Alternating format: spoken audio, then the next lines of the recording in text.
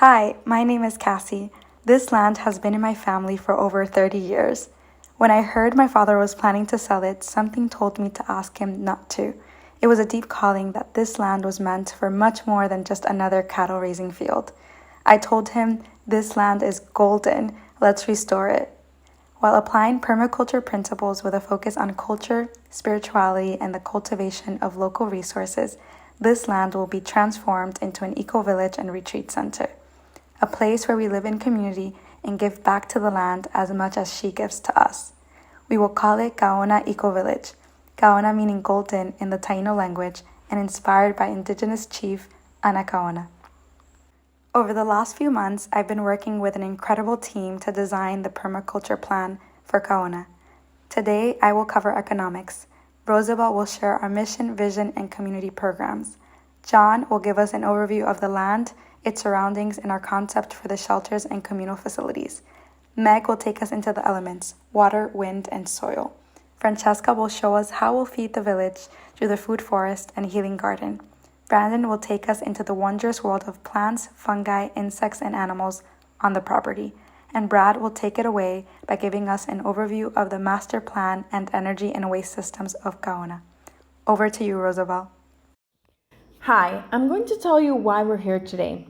Once we learned more about Cassie and the land, including some of us able to visit the land and meet Cassie's father, Ramon, we too heard the calling as Cassie expressed in her story. We were thrilled to join her on this journey.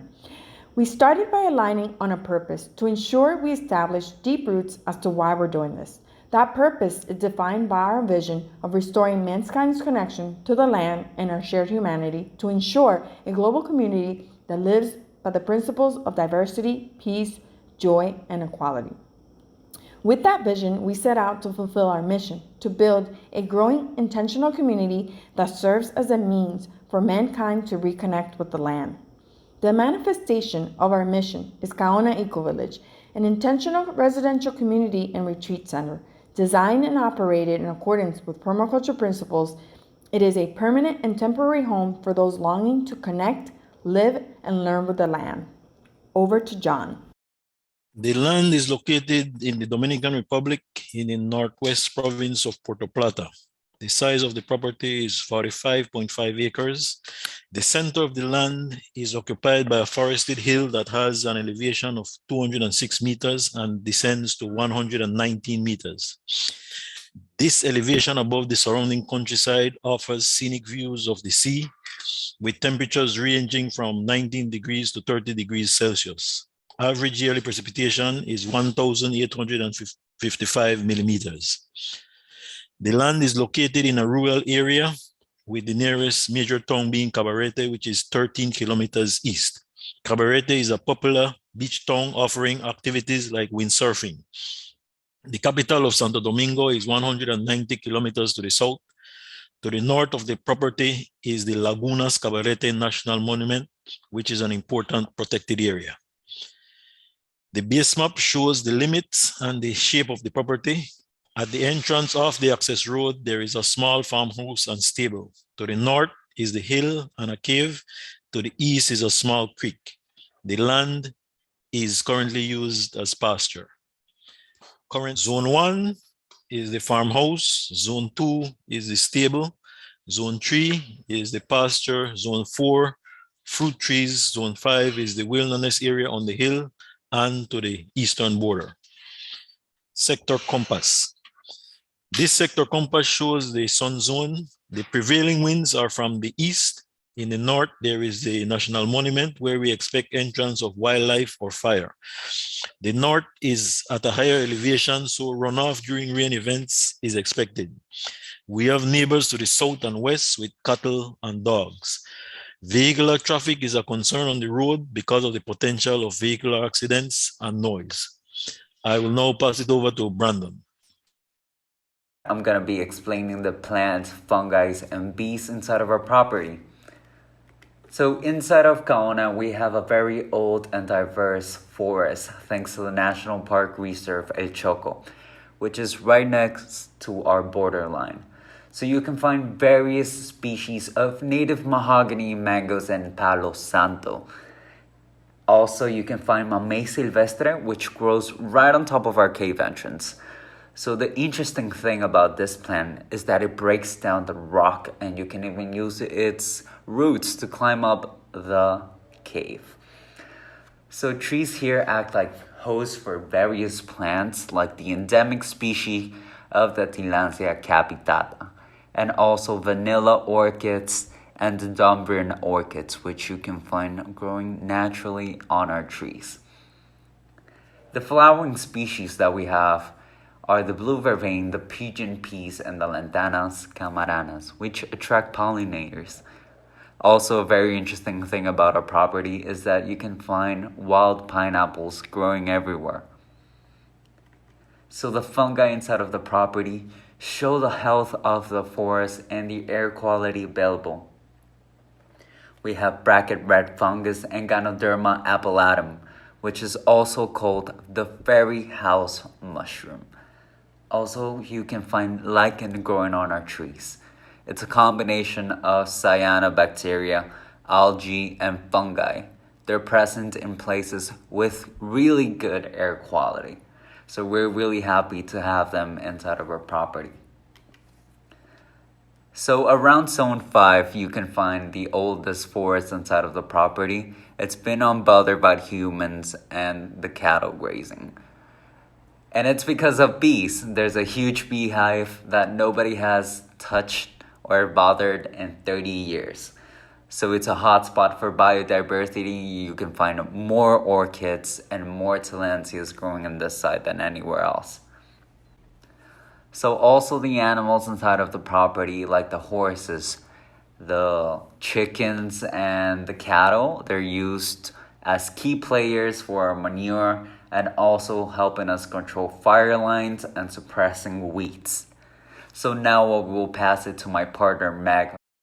I'll be covering the elements of wind, soil, and water. There is a variety of soil on the property. The areas of lower elevation and close to the natural spring creek have a dark brown, rich, and fertile soil. At the areas of higher elevation and along the hills and cattle grazing paths, there is a vibrant red-based clay. These areas have been compacted, have limited ground cover, and eroded topsoil, which we will replenish with cut from the creek and by increasing water filtration and planting pigeon peas. There are limestone and coral rocks dispersed throughout the property, which will be used in the ponds, creek, and for beautifully playful decorative purposes. The average wind speed does not reach the strength to generate electricity, so we are not including any wind-powered electricity in our design plan. With an annual rainfall of 1,855 millimeters, we will be able to capture a bountiful amount of water, almost 13 million liters, from the structures in large ponds every year. Our water system will use a variety of strategies for water retention and replenishing the aquifers. Our irrigation pond will be located toward the north end of the property at a higher elevation to capitalize on the use of gravity and the clay soil. The west side of the property will have a large cistern, and on the east side we will create a habitat pond. We will also create a natural swimming pool with check dams in the natural creek. The steepest part of the property along the west side of the ridge experiences rapid water flow. To limit this erosion and further flooding of the southwest corner of the property, we are adding an on-contour swell just past the forested area. The water will flow into the cistern located at a slightly higher elevation than the west side residential lots via a lock pipe that will include a hydropower generator to create electricity. The water will be used by residents for sewage processing and in case of any fires. The off-contour swell along the east side of the ridge will limit further erosion and recharge the aquifers. This is a cross-sectional view of the water system. Both ponds will be lined with compacted clay with limestone and coral rocks along the bottom, but the habitat pond will allow for more seepage. Plants that accumulate minerals and local freshwater fish will flourish here. We will create a recreational haven, a natural swimming pool in the creek area, and use vine rope for the check dams. The cut from the fertile soil of the creek area will also be used as topsoil in the food forest and gardens. The recreational pond will capitalize on the beauty and energy of the small natural waterfall. I'll now pass it over to Brad. The master plan is a conceptual vision that transforms the existing farmland into a beautiful eco-community and retreat center. The new roads will take you to any of the 30 residential lots or explore the food forest, the healing garden, ponds and creeks, or many common spaces throughout the trails. The phase maps show how we transition from the existing land to the beautiful Kaona EcoVillage. In phase 1, we develop roads, water systems, and polyculture areas. In phase 2, we develop the east residential lots, the community kitchen workshop, the healing garden, the fruit tree nursery. In phase 3, we develop the guest cabins, shala, walking trails, mercadito, village square, playground, and the west residential lots. In our comprehensive implementation timeline, we look at more internal components of the eco community. Phase 1, from 0 to 2 years, will implement the legal structure, permits, and grants. Phase 2, from year 2 to 5, will develop programs by the volunteers and leverage the beachfront sister property. Phase 3, from year 5 to 8, we hope to partnership with other international communities, farms, and eco-retreat programs. Phase 4, from year 8 to 10, we look into the securing neighboring land, expansion of the community, and education programs. Over to you, Francesca. I will present how we feed and heal the village through the food forest, orchard, and healing garden. Our food forest will be divided in 3 main polyculture. The first one will be coconut dominated. Due to their rapid growth and height, coconut tree will be great as a canopy. Some of the plants that will be included in this polyculture are breadfruits, bananas, calabash, coral, avocado, and ginger. Our second polyculture will be dominated by soursop. Full of vitamin C and antioxidant, soursop will be essential for boosting the immune system of the village. In this polyculture, we will also plant cassava, plantain, butterfly peas, and many more. Citrus grows very abundantly on the land, so we will make sure that the lemon, lime, pomelo, and orange will be present. Finally, our third polyculture will be mango dominated. We choose mango because it grows abundantly here, and we look forward to grow many varieties such as mango cambodiana, Valencia pride, mango kit, and mango pineapple pleasure. Kaona will also have a tree nursery and an orchard. The orchard will be our perennial garden where we will grow fruits and vegetables such as bok choy, zucchini, kale, lettuce, and chard. The idea is to be able to offer weekly vegetable and fruits baskets to the village residents as well as the neighboring communities. The tree nursery will be a source of income via the selling of seed and a source of education through cooking and plant nursery workshop. Finally, a fundamental part of the village will be the healing garden. Located near the entrance, it's one of the first things one sees when entering the village. We will grow an abundant variety of herbs such as lucema, anis chiquito, bruya, diente de león, hierba mora, and hierba buena. We will always use the local naming for the herbs to preserve the local culture and its history.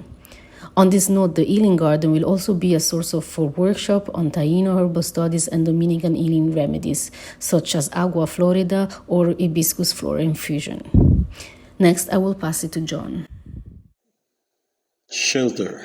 In and around the shelter is where residents spend most of their time. The proposal includes several shelter types: home for permanent residents, lodging for temporary guests and visitors, and communal indoor and outdoor spaces. Design considerations. We plan to utilize sustainable architecture, which is beautiful, useful, and structurally sound, utilizing compact dwelling spaces. The structures can be expanded as need arises.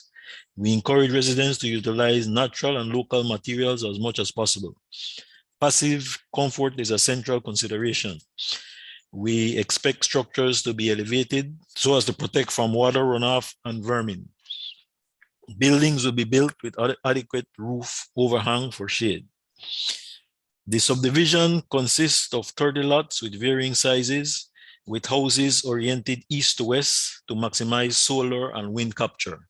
The landscape surrounding the house is integral to the building, with gardens, herb spirals, plant guilds, and trellises that create microclimates. The design also includes water tanks for rain capture. Amenities. To address the needs of the residents and visitors, the site shall have various facilities such as yoga shala, mercadito, nature trails, workshop, food processing, as was seen in the master plan earlier. Brad will now elaborate on energy and waste management. Each home and public building will harvest solar energy. Solar panels come in many sizes and are easy to expand as needed. Solar collectors are an effective way to collect energy to heat water or store energy. Solar shingles are an elegant and premium way of collecting solar energy. Black and gray water systems. This diagram demonstrates that the clean water from the wells and rainwater will supply the showers, sinks, and laundry. This creates the used gray water that will be filtered through plant beds and filters. This stored gray water will feed the toilets, creating the black water with excrement that will go through a septic tank system to feed the plants around each home. Composting system. With the purchase of a wood chipper, we can create enough mulch material to use in our public compost toilets, community and residential food scrap bins. Biodigester system is another option we would like to implement that would be able to provide biogas to the community kitchen for cooking. Minimum waste. Our community hopes to minimize the use of plastics and unnecessary waste products. Remember, what we eat, we excrete, compost, and grow new food. Let us reuse and recycle as much as possible. Zero waste. Enjoy our Blackwater microbrewery and coffee shop. Over to you, Rosabelle. Community and programs. A key consideration in our design is ensuring we're creating an environment that fosters and nurtures community through the lens of social permaculture. To consider the wants and needs of the individuals we hope to connect with, we are defining 3 categories in terms of location, with no limitation to the ethnic or socioeconomic background. These are residents of the village, locals from the surrounding community, and travelers, which are visitors from abroad. Our 3 areas of focus will be, number 1, culture, which will aim to embrace, honor, and learn from our indigenous heritage, as well as immerse ourselves in the vibrant and caring spirit of the Dominican people through food, art, and music. Number 2, education and community development. We will take special care to design educational and development programs for the general public, as well as specific programs designed for local farmers and school children. Number 3, spirituality. It is vital that we aid in building spiritual fortitude, which will bring about unity and strengthen the connection to the self, others, and the land. The opportunities feel endless when it comes to the types of initiatives we can develop, but here's where we would like to start. Local community engagement, intentionally welcoming and giving access to locals from the community, workshops and educational programs, spiritual and cultural retreats and ceremonies, scholarships and fellowships, partnerships and collaborations with groups, organizations, and businesses. With this plan, we aim to expand our reach well beyond the borders of the village and align with our mission to advocate and teach sustainable and regenerative practices within our community, to our neighbors, surrounding local communities, and across the island. Now, back to Cassie. The economics. Kaona EcoVillage will be set up as a public-private partnership. We will fundraise during the initial stages, source additional partners, and apply for any qualifying government grants. 30 lots will be available for sale, and the revenue from the sale of the first 10 lots will support the development of Phase 1 and 2. There will be different financing options available as well. The Homeowners Association will support the development and maintenance of common areas and roads and provide a weekly distribution of harvests from the food forest. The fee will be based on a sliding scale to account for work contributed. Kaona EcoVillage aims to be as self-sustainable as possible. We prioritize community and economic vitality when it comes to the management of our eco-village. We will encourage exchanges and swaps within the community, support and invest in resident-owned businesses, and explore the use of community currency. The main economic activities include production and sale of food, herbal medicine, and other resources from the land sold in our Mercadito shops, work exchange and volunteer programs, as well as Kaona retreats and immersion programs. Thank you so much for your time. We look forward to welcoming you in the not-so-distant future at Kaona EcoVillage. 3, 2, 1. See you See you soon.